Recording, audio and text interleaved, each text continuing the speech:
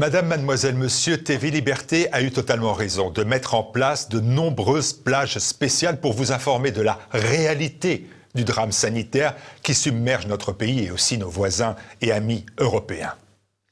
La rédaction de votre chaîne alternative a fourni quotidiennement, et va continuer de le faire, une information précise et vérifiée. Et je salue ce travail de réinformation nécessaire et exemplaire entrepris depuis plusieurs semaines. Les journalistes et techniciens de TV Liberté considèrent que, contre vents et marées, ils ont une mission de service public. C'est pour cela qu'ils vont tout mettre en œuvre pour continuer à vous proposer un programme quotidien de qualité. Retrouver le journal télévisé, découvrir les meilleurs moments des programmes de la chaîne, renforcer l'actualité en continu sur notre site tvliberté.com, assurer une présence accrue sur les réseaux sociaux, telle est notre volonté commune. Et nous allons le faire dans le respect des décisions des autorités et dans le souci d'assurer la sécurité de tous, ce qui complique durablement notre tâche. D'ores et déjà, je vous demande de votre côté de prendre le temps de regarder TV Liberté en priorité, de faire preuve aussi de bienveillance devant des programmes difficiles à construire et de nous aider à traverser cette période difficile aussi pour tous. Au nom du président de la chaîne, Philippe Millot, je transmets à toute la communauté des donateurs et des téléspectateurs de TVL un salut cordial. Prenez soin de vous.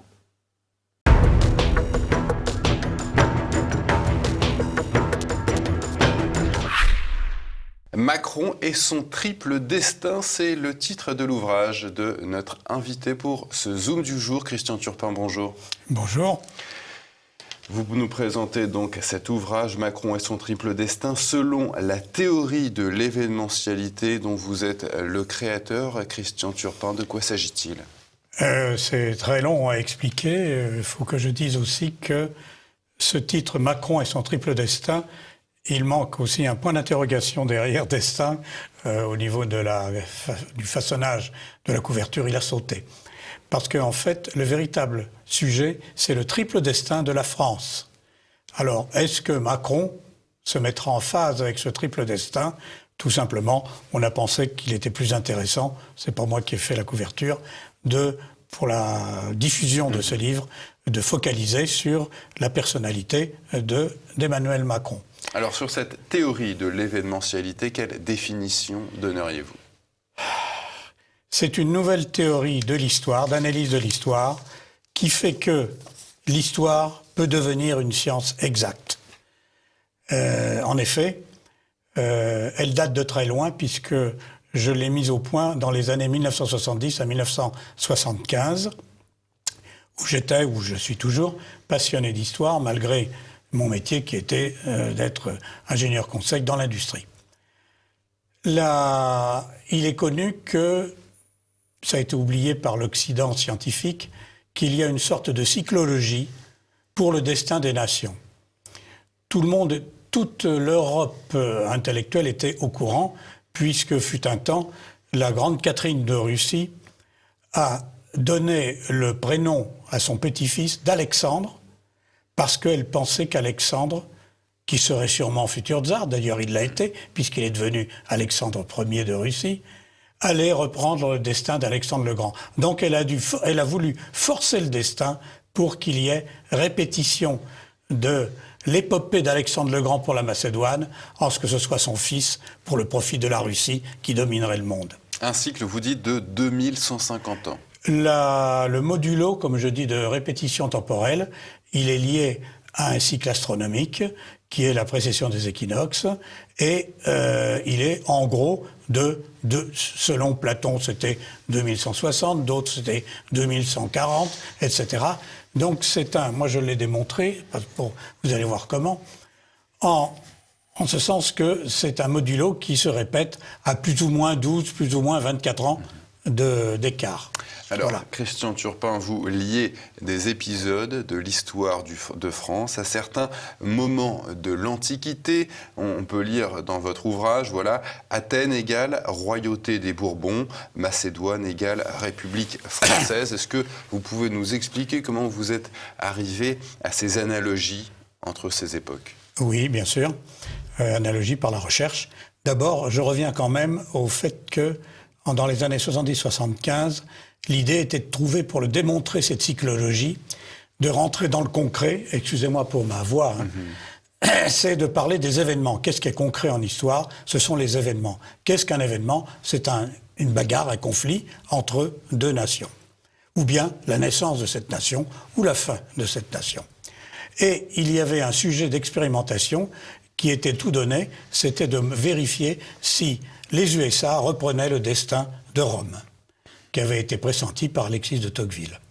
Bon, et donc c'est là-dessus que j'ai porté mon analyse, où j'ai étudié une centaine d'événements de Rome, parallèlement à une centaine d'événements des USA. Ceci avec une méthode qui garantissait que je n'allais pas vers ce que je souhaitais. Ça a été fait une analyse en aveugle. Tout cela s'est fait dans une thèse qui s'appelle Rome et les USA, qui est parue dans les années 75, mais seulement éditée dans les années 1994.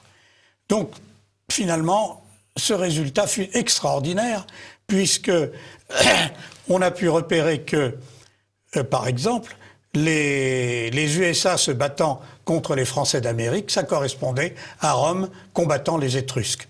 Donc, on remontait, puisque c'était deux nations du présent qui avaient un parallèle avec deux nations du passé. Et quels autres parallèles avez-vous pu faire, justement, entre Rome et les États-Unis? Il y en a eu plein, dont, par exemple, la guerre d'indépendance des États-Unis vis-à-vis de l'Angleterre.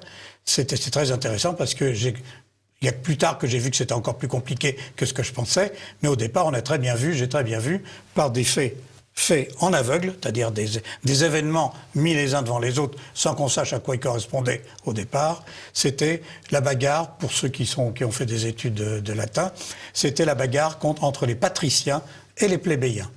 Les patriciens, c'était l'élite de Rome, les plébéiens, c'est ceux qui auraient voulu avoir et qui ont obtenu un certain pouvoir politique. Et c'était donc les plébéiens, c'était les colons américains qui ont voulu se séparer, prendre leur indépendance vis-à-vis des Anglais colonisateurs. Et voilà. Donc voilà encore un exemple extraordinaire.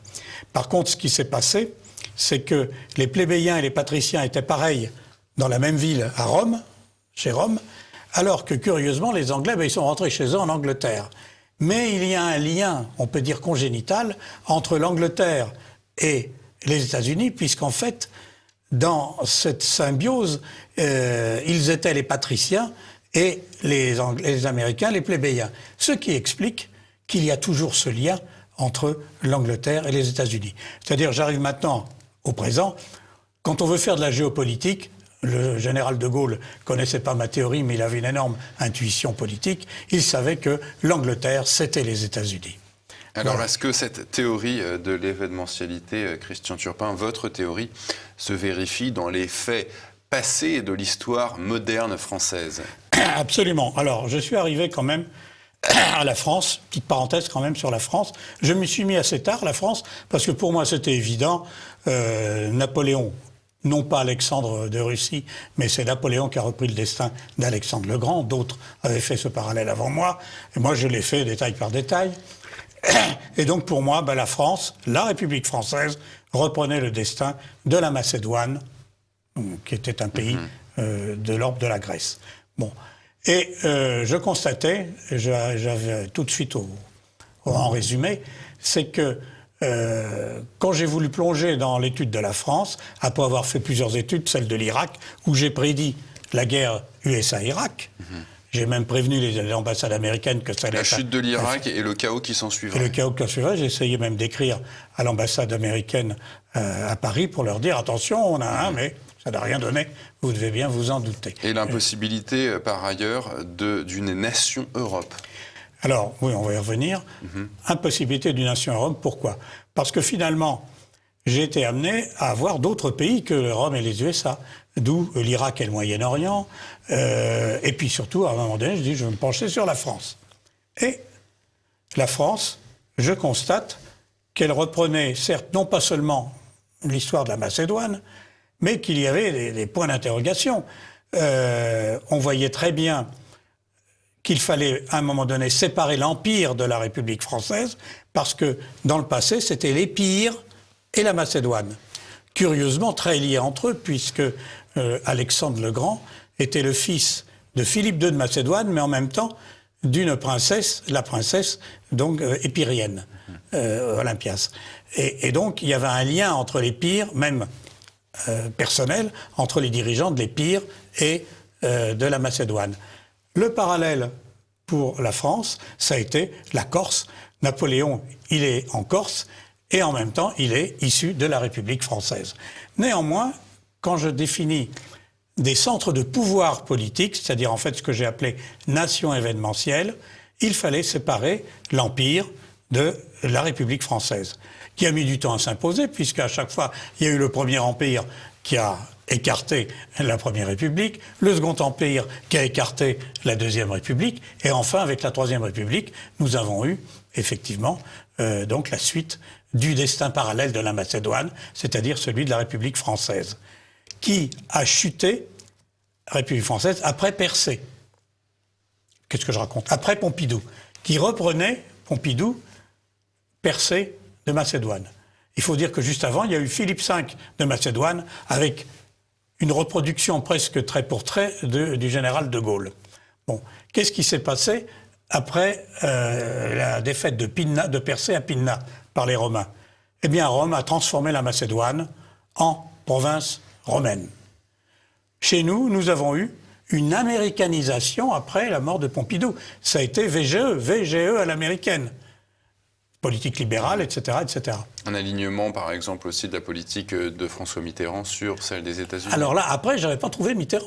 Ça a été un point d'interrogation, Mitterrand. Je continue d'un seul coup. Oui, je me dis, bon, il y a ça, ça va. Et puis, de toute façon, j'avais déjà vu qu'il y a eu un type, Andriskos, qui a voulu relancer l'aura de Philippe V de Macédoine. Et puis, d'un seul coup, moi, je l'ai prédit, l'arrivée de Chirac, qui a voulu relancer le gaullisme. Avec la politique nucléaire, etc., etc. Bon. Et alors, à un moment donné, je me dis, mais il manque quelqu'un. D'où vient ce Mitterrand? Et puis pareil, Jean-Marie Le Pen. Je ne les retrouvais pas du tout dans le passé macédonien. Et c'est là où j'ai vu qu'il y avait une dynastie qui s'appelait la dynastie bithynienne, pays hellénistique, et qui était dominée par toute une dynastie, toute une lignée. Et on voyait que Prusias II était repris par Mitterrand. Donc, je concluais que la France est une terre étonnante qui regroupe plusieurs centres de pouvoir du style nation événementielle.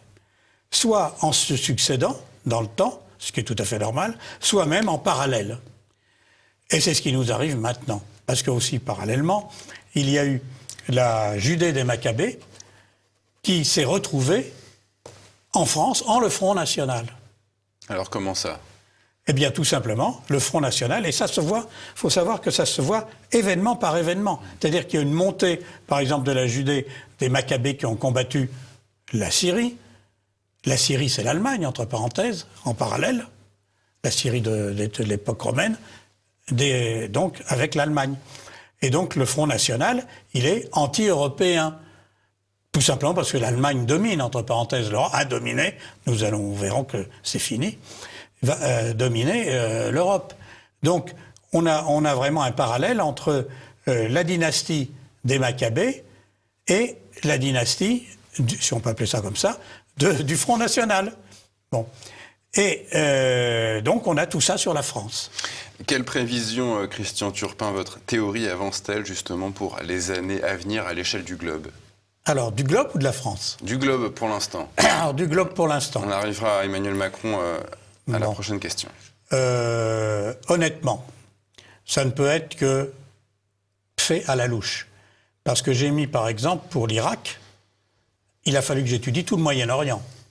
Ça m'a mené à étudier tout le monde grec de l'époque, avec Sparte, avec etc., etc. Bon, ça demande un énorme travail. Je suis seul à le faire. Plus quelques amis qui m'aident, qui me soutiennent, mais c'est moi qui fais tout ça. Je n'ai plus la force, ni le courage, ni la possibilité d'étudier le monde entier. Donc je n'ai plus que de grandes, pas intuitions, mais de grandes voix qui me vont dire qu'il va y avoir telle chose, telle chose. Ainsi, je peux dire que, si on s'en met aujourd'hui, l'Europe prédit, alors là, ça fait au moins 30 ans ou 40 ans, que j'ai prévu qu'elle allait s'écrouler. Il ne pouvait pas y avoir une Europe avec un pouvoir supranational, c'est-à-dire au-dessus des nations. Pourquoi était-ce impossible? Parce que dans le passé, ça n'a pas été possible. En effet, dans le passé, tous les pays hellénistiques, issus des conquêtes d'Alexandre le Grand, qui se sont, après tout ça, ça a donné des dynasties, ça a été la Macédoine, bien sûr, ça a été Pergame, qui correspond à l'Italie maintenant, ça a été la Séleucie, qui correspond à l'Allemagne maintenant, ça a été l'Égypte, pardon, ça a été, oui, l'Égypte qui correspond à l'Angleterre maintenant. Tous ces pays ont essayé à un moment donné de s'associer pour contrer la montée militaire de Rome. Et ils n'ont jamais réussi à se mettre d'accord. Vous me direz, ils étaient séparés par deux mers, la mer Égée, la mer Méditerranée, c'était pas facile. Mais enfin, ils ont essayé et ils ont échoué. Qu'est-ce qui se passe dans leurs correspondants actuels? Nous avons eu l'Allemagne, la France, l'Italie et même l'Angleterre à un moment donné, qui ont essayé de créer quelque chose de commun, l'Europe. Alors, curieusement, comme ils étaient plus proches géographiquement, ils ont quand même réussi à faire quelque chose au niveau commerce. Donc il y a eu quelque chose de valable au niveau du commerce.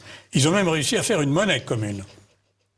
Par contre, en tant que gouvernement politique, c'est le fiasco. Il n'y a jamais eu la dernière échéance qui était positive, c'était quand Valéry Giscard d'Estaing, par Valéry Giscard d'Estaing, on a proposé une constitution européenne en 2005, refusée par référendum, où il y a eu le fameux plan B, qui n'existait pas, de Fabius, et puis, etc. Il y a eu 2 pays, je crois, qui ont voté non, je crois. Je ne suis pas un politicien, donc... La Hollande, je crois, et l'Irlande, peut-être. Voilà. Et donc, l'Europe n'a pas pu se faire et ne pourra jamais se faire en tant que super-nation. Alors maintenant, où elle en est? Vous voyez où c'en est. Vous avez maintenant l'Angleterre qui s'en va, qui rejoint en fait l'Amérique, faut pas se leurrer. Hein. Trump va être très content de remettre l'Angleterre dans son giron. Enfin, disons pas Trump, les États-Unis. Vous prévoyez, Christian Turpin, un fait assez original, des conflits à naître dans l'Extrême-Orient. Alors maintenant, l'Extrême-Orient... Sud-Est asiatique. Voilà. Donc l'Europe, terminée. J'ai prédit, entre parenthèses, que il y a 1 an, 2 ans, 3 ans, que la fin de l'Allemagne, c'était maintenant. Je ne pensais même pas qu'Angela Merkel s'en tirerait aux dernières élections. Mais c'est fini, c'est la dernière grande d'Allemagne. L'Allemagne va s'écrouler. Bon, donc l'Europe. Alors maintenant, qu'est-ce qu'il y a d'autre dans le monde? Il y a les grands conflits, et particulièrement l'Asie. Pourquoi?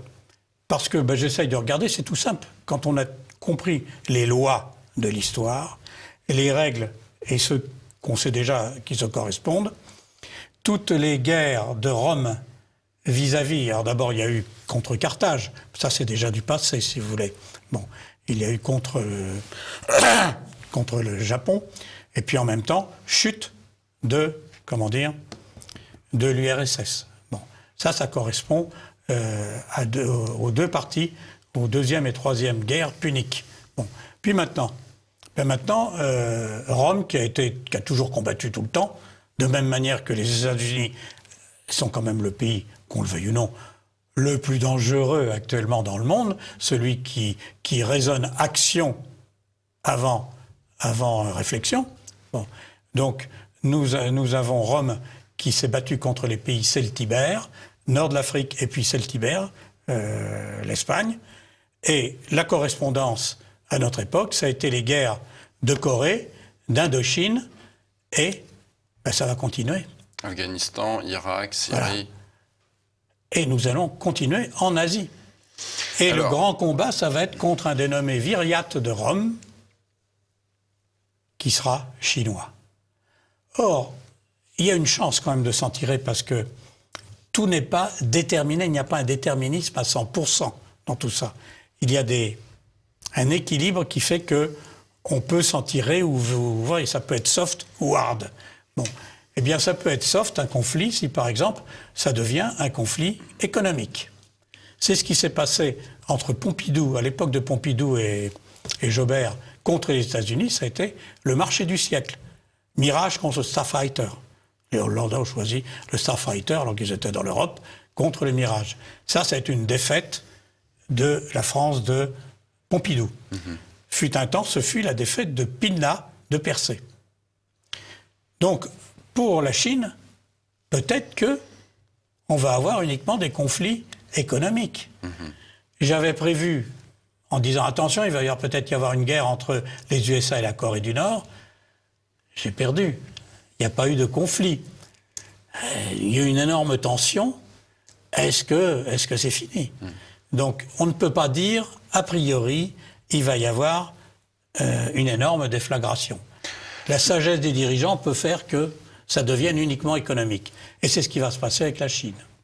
Toujours à partir de cette théorie de l'événementialité, Christian Turpin, vous affirmez que le président Macron et la France, avec lui, se trouvent face à un triple destin. Expliquez-nous ce triple destin de la France et d'Emmanuel Macron. Voilà.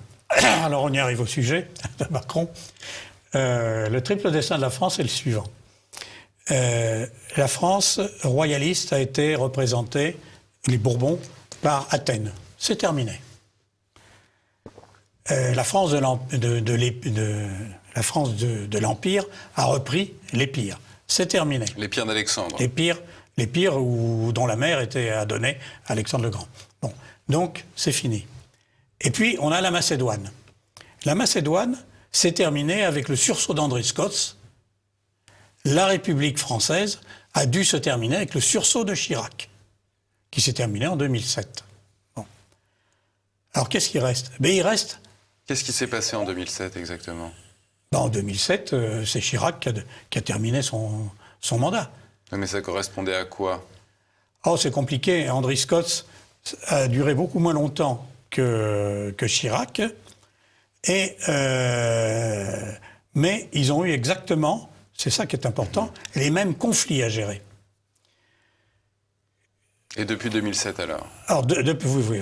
Bon, c'est compliqué parce que c'est extraordinaire, c'est une énorme démonstration, l'histoire de Chirac et d'Andriscots, de la validité de l'événementialité, où l'on doit quantifier les événements. C'est pour ça que je dis c'est une science exacte. C'est-à-dire qu'un événement, ça ne concerne que deux opposants. Donc une guerre mondiale doit être décomposée en événements simples, c'est-à-dire en guerre de 2 contre 2. Sinon, vous ne pouvez pas remonter dans le passé. Vous ne pouvez pas les retrouver. C'est-à-dire, on ne retrouve pas une guerre mondiale de notre époque, on ne la retrouve pas une guerre mondiale à l'autre époque. Ce triple destin de la France, alors? Alors, le triple destin de la France... Vous dites il est romain, bithynéen ou hasmonéen, c'est-à-dire soit un alignement de la France, donc romain, vous disiez tout à l'heure que Rome, c'était les USA, oui. Soit bithynien, c'est ce que vous appelez la gauche, oui. Soit hasmonéen, c'est le nationalisme. C'est ça. Donc, c'est le Front National, disons, pour être simple. Bon. Bon, voilà, donc qu'est-ce que peut choisir Emmanuel Macron, alors? Alors, Emmanuel Macron, je ne sais pas ce qu'il choisit, je crois qu'il marche, il navigue. Mais il aurait pu, il avait devant lui 3 possibilités. La question que je me suis posée au moment des élections, c'est que il vient de gauche. Il est venu de gauche, il a été amené par Hollande. Donc j'ai pu me dire, tiens, il appartient à la dynastie bithynienne. Et donc, c'est la dynastie bithynienne qui va prendre le pouvoir avec Macron en France. Puisque la France, finalement, elle se retrouve avec 2 centres de pouvoir venant d'elle, la gauche et la droite nationaliste. Et entre les deux, il y a un pseudo-pouvoir, c'est pas un pseudo, mais enfin, c'est un pouvoir qui est pseudo-français, c'est le résidu de l'américanisation. De la même manière que la Macédoine, c'est le reste de la Macédoine. La Macédoine a été romanisée, donc la France, il y a toute une partie de la France qui va être américanisée. Pour donner ce que Régis Debray dit d'ailleurs, le gallo-américanisme, ou quelque chose comme ça, sur l'histoire du gallo-romain. Bon, on arrive à gallo-américain. Bon. Et donc, il y a 3 pôles maintenant. Alors maintenant, sur ces 3 pôles, est-ce que Macron, j'ai cru à un moment donné, qu'il allait prendre c'est la gauche qui va prendre le pouvoir. Après Hollande, c'est-à-dire qu'il gardait la gauche la dynastie bithynienne, se continuait avec Macron. Puis très vite, on s'est rendu compte qu'il n'était pas tellement pour la gauche, qu'il était ni droite ni gauche, mais surtout qu'il était pro-américain et pro-financier, pro-libéral. Donc, alors Macron, finalement, il est aussi romain, puisqu'il reprend le destin donc, de Rome, qui avait un gouverneur en Macédoine à l'époque. Et puis alors la question, est-ce qu'il est capable d'assumer le troisième destin qui est la droite ? Vous croyez à un retournement d'Emmanuel Macron de la gauche vers le mondialisme jusqu'au nationalisme aujourd'hui? Voilà. Ce livre a été écrit avant d'être imprimé il y a 1 an et demi. Ça a beaucoup changé depuis. Macron s'est écroulé, il faut le dire. Aujourd'hui, Macron... On voit qu'Emmanuel Macron, ces derniers temps, n'hésite plus à parler de l'État profond, s'est rapproché un petit peu de Vladimir Poutine. Est-ce que vous pensez que c'est... le problème, c'est que est-ce qu'il va pouvoir incarner la partie droite du destin de la France, le troisième destin. Je ne sais plus combien. Je dis, il aurait pu, s'il avait eu de la personnalité, s'il avait été beaucoup plus intuitif ou autre, il aurait pu se remettre les gilets jaunes dans la poche. C'est faux. Parce que les gilets jaunes, eux, c'est le peuple, et finalement, ça vote maintenant pour Marine Le Pen.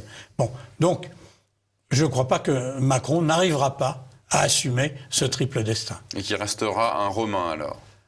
À mon idée, il va rester un Romain, et peut-être pire, s'il y a des gros pépins, comme je dis, s'il y a un pépin financier mondial, comme tout le monde le dit depuis quelques années, il ne saura plus quoi faire, parce qu'on va dire, c'est vous venez de la banque, c'est encore vous.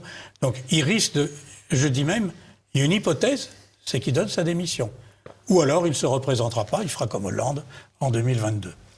Donc, je dis aussi que le peuple français, finalement, est un des rares pays où le peuple a le libre arbitre, puisqu'il peut choisir entre une voie de gauche, une voie de droite, et puis une sorte de truc entre les deux. L'ennui, pour la France, c'est que c'est compliqué parce que les uns ne peuvent pas supporter les autres. La gauche ne peut pas supporter la droite. Et ça, c'est bien dommage parce que ça peut mener à quelque chose de très grave, une scission, comme Jérôme Fourquet l'a montré, et comme moi j'ai dit il y a plusieurs années, une sorte de lotharingie, c'est-à-dire du haut en bas. Lotharingie, ça s'est créé après Charlemagne. C'est-à-dire le Front National qui aurait du nord jusqu'à la région PACA, y compris l'Est, la gauche qui aurait tout l'Est et le Sud-Ouest français, et puis une sorte de centre qui serait Paris et peut-être l'Île-de-France, je ne sais pas, qui serait international, qui correspondrait à ce que Jérôme Fourquet dit, la France d'en haut, tout le reste étant la France d'en bas, France internationale. Voilà ce que l'on risque en France, c'est d'avoir 3 morceaux. J'espère qu'on n'en arrivera pas là. Christian Turpin, je rappelle le titre de votre ouvrage, c'est donc Macron et son triple destin, selon la théorie de l'événementialité, publiée chez Capsos. Merci Christian Turpin d'être venu sur notre plateau. Alors justement, le 12 mai... Et oui, le 12 mai, vous organisez c'est pas moi qui à organise, Paris une conférence, le prochain destin de la France prévu par les lois de l'histoire. Est-ce que vous pouvez rapidement rappeler l'adresse? C'est organisé par l'Observatoire du réel. Vous trouvez sur Internet, Observatoire du réel, vous pouvez prendre vos billets directement sur Internet. Et ça se situera 104 rue de Vaugirard à Paris. Voilà, l'information est passée. Et là, ça durera beaucoup plus longtemps. Ça durera toute une soirée où vous pourrez poser des questions, où il y aura des projections. Enfin, quelque chose de... C'est remarquable ce qu'a fait TV Liberté, parce que ça rentre, je pense, dans l'esprit de TV Liberté, d'ouvrir l'esprit des gens sur autre chose que ce qui est normalisé actuellement en France. Car en France, hélas, tout est normalisé, y compris la pensée scientifique. Mais c'est un autre sujet, on pourrait en parler d'une autre fois.